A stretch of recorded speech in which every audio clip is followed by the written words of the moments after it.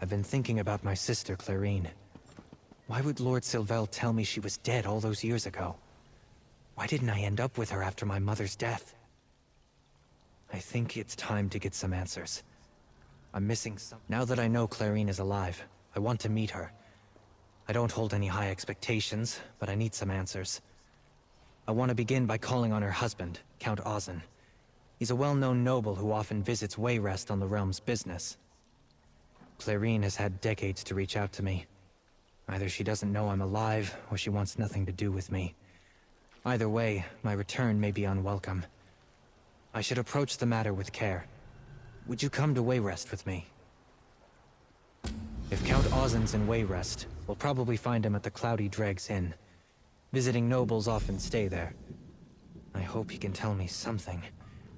After what I've learned about my mother's last wishes, I don't know what to think. I don't. I know she's about 18 years older than I am. I was a late-in-life child. According to my mother's servant, Analiath, Clarine went off to marry Elmond Ozin soon after I was born, just before the fall of House Hallex. That's the question, isn't it? Why did she send me to the Sylvels? Was her own situation too precarious? Did she not want the care of a child? Or perhaps she's dead. It's possible Analiath is mistaken, and Lord Sylvel told me the truth.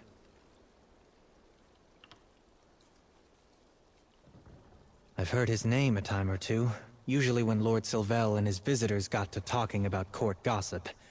The Ozins are a minor house with lands in the countryside of Stormhaven. Elmond Ozin is said to be respectable, at least. I don't see why he wouldn't.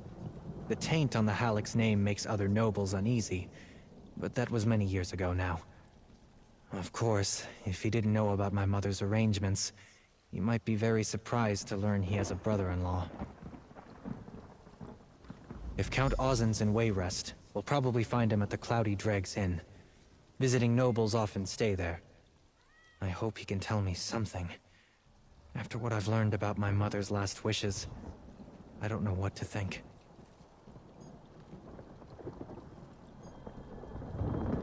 You bring news? He looks upset. Are you here to deliver a Maybe demand? you should sound him out? This isn't a very good time, stranger. Be on your way, unless you bring some new tidings about my wife. She's been captured by slavers. Clarine was on her way to visit a friend near Coglin when she was attacked. Luckily, one of her guards managed to trail the slavers to Coglin Mine. I must arrange a rescue at once. State your business swiftly. Bastian Hallex? What, that's him over there, isn't it? Oh, he looks just like his father. I don't know how to say this, but Clarine believes he died as an infant. After her family's scandal, I thought it best to distance her from the Hallex name. I'm afraid so. And I told the Sylvels to let Bastian believe he had no family left. It was the safest course. Are the gods punishing me now for that choice? Oh, is it my fault that Clarine... Wait, you and Hallex seem able. You can save her. I truly never intended any harm to Clarine's brother. I thought I was keeping them both safe. And protecting her reputation, of course. Well, her reputation as the Countess Ozin. There was no other choice, really. After Lord Hallex's treason, some of the king's counselors argued for executing the whole family to make sure no threat to the king remained. The only way to survive was to convince the king's officials that the Hallex family no longer existed. Oh, yes, of course they did. I had to convince them that my new wife was appalled by what her father had done and repudiated the Hallex name.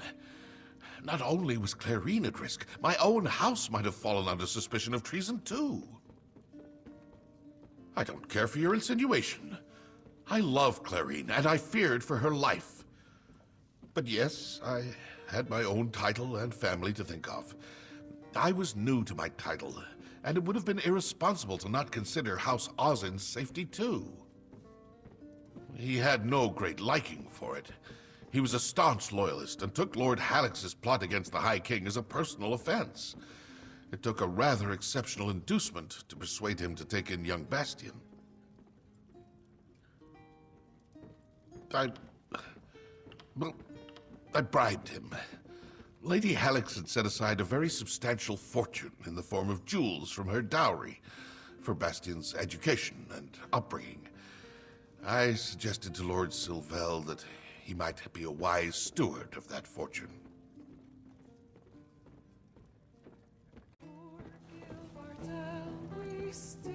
You let your own wife believe that her brother was dead? I made the decision many years ago when I was young and new to my title, and newly married to a woman I only wanted to protect. You left a young child with strangers! They brought me up as a glorified servant! They were to use the funds you had to see to your education, and raise you as a gentleman. It should have been her decision, not yours. I'm going to find my sister. For her sake, not yours. Count Ozin told Clarine I was dead? And he conspired with Lord Sylvel to keep me in ignorance, too? What kind of life would I have had if these cowards had just told my sister and I the truth? I suppose I can understand that. If the choice was telling a lie or risking the gallows for my sister, then Ozin made the right decision. It isn't cowardice to fear for someone you love. And it's clear that he fears for Clarine now. I know the place. Bandits and outlaws often lair there. I'll sort out the rest of this later, after we make sure Clarine is safe. I couldn't bear it if I got so close to finding her, only to lose her now. Lord Sylvel told me more than once that I should be grateful that he didn't just drop me off at some orphanage or another. But this whole business of buried secrets and deliberate lies is infuriating, regardless of the reasons for it.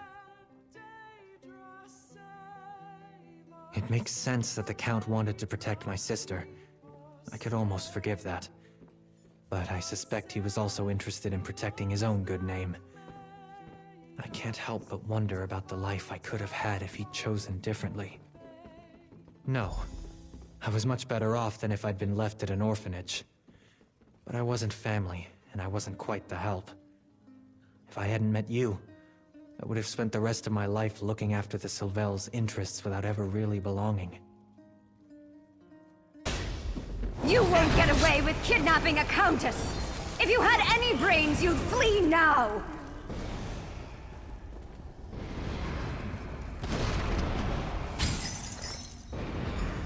Did my husband send... Oh, never mind. Let's get out of here!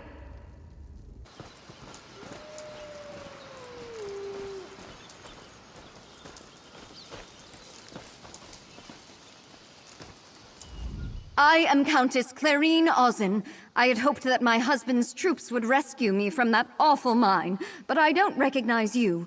No matter, you have my deepest gratitude, strangers. Did he? Oh, I prayed that one of the guards had managed to get through to him. Elmond must have... That is... I'm sorry, but your companion... What? How is this... Bastian? My baby brother? I thought he was dead! By the 8, of course he looks familiar. He takes after our father.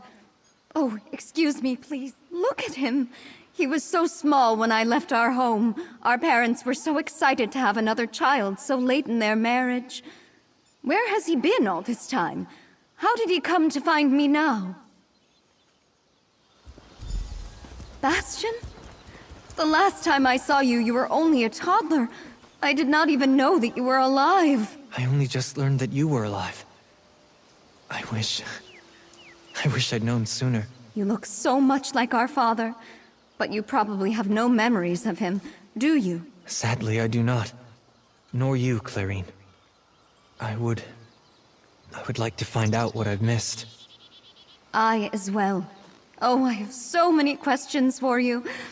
Did you know you have a niece and nephew to meet? I would like that. And I have many questions for you, too. But first, let me speak to my friend here.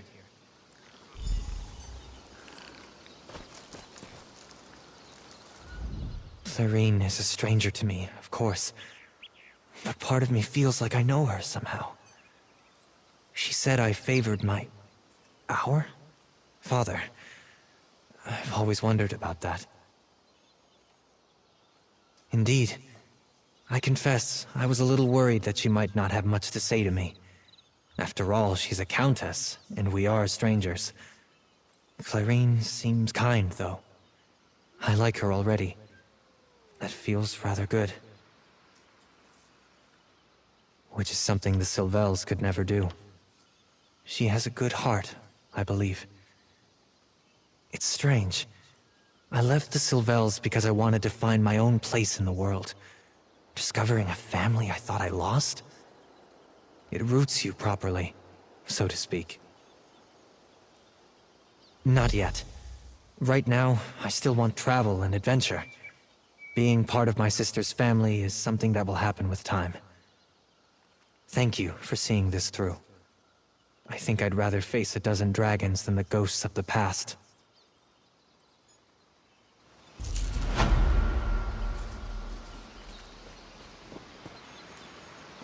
Clarine, are you all right? Clarine, I've been worried sick. Thank the ape that you are all right. All is well, Elmond. The heroes you sent succeeded, and I have something extraordinary to tell you. I know, my dear, I know. An old wrong can be set right today. I feared for your life. I know I should have told you about Bastian, but I will earn your forgiveness, and his, I promise you.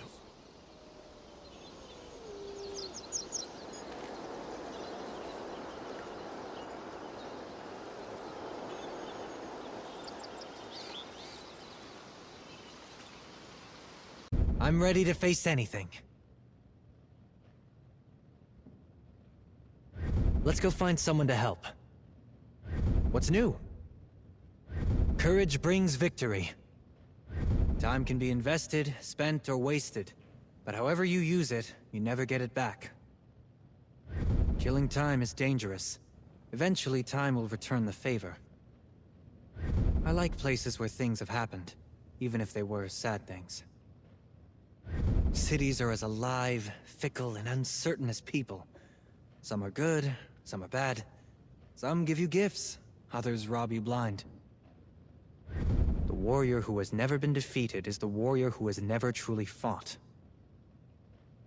Some say that the Mages Guild is just a fancy book club. A club with some very dangerous books, if you ask me. I'm always nervous about taking my horse to Altmer lands. I'd hate for him to meet elven mounts and pick up bad habits. Lord Sylvel taught me that a good horse is smarter than his rider, but under no circumstances should the horse be allowed to know this. I reckon I can handle anything that comes at me on the road with good manners, common sense, and a full wineskin. You want the truth? The thing I hate most about cheese is that it does terrible things to my digestion. I always try to be kind to people and give them reason to believe in the goodness of others. Set the example I'd like to. I try to think of the ghosts of my past as unfinished business I just haven't gotten to yet. My only regrets are things I haven't done yet, so I prefer to think of them as goals. The good we do today will likely be forgotten tomorrow. But let's do it anyway. I love the life of an adventurer, but I also find joy in simple things. Playing my flute. Humility. Always humility. The only victories that matter in life are those you win against yourself.